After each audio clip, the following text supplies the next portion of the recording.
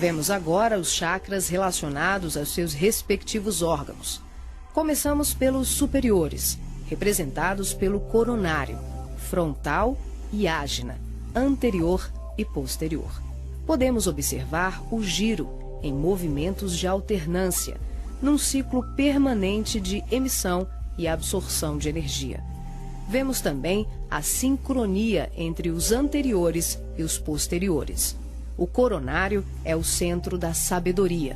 Tem responsabilidade direta sobre as funções psicológicas, cerebrais e espirituais.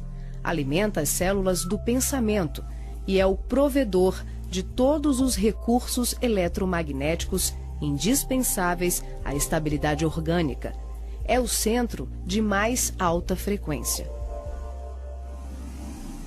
Na animação, o chakra ágina, responsável pelas percepções visuais, vidência e clarevidência, aparece na sua parte posterior da mesma maneira que o frontal. Na verdade, eles se juntam, formando um só chakra, localizado na parte posterior da nossa cabeça. É aqui que o cordão de prata é inserido. O frontal é o centro da mente.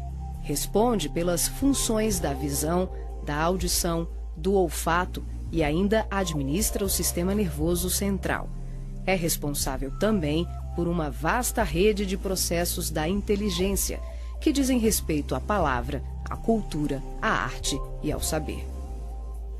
O chakra laríngeo é o centro da expressão, regula a fonia, o sistema respiratório, o processo digestivo inicial, a pressão arterial e corresponde-se com as glândulas tireoide e paratireoide.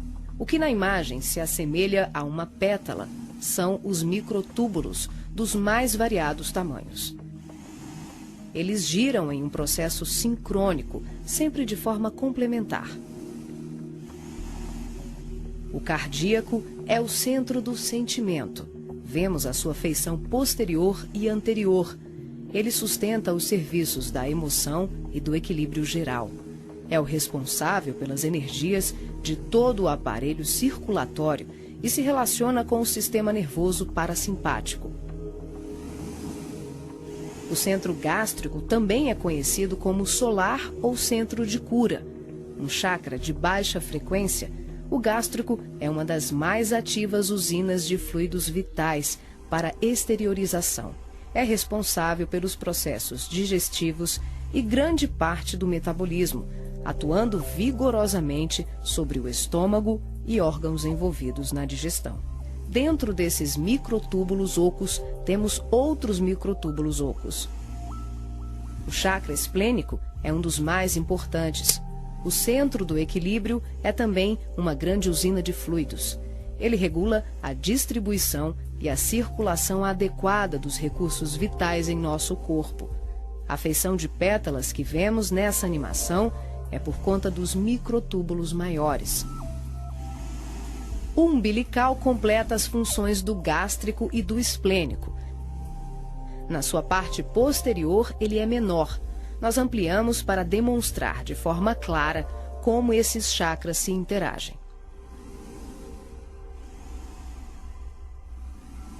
O genésico, conhecido também como chakra sexual, é o centro das formas e elevação.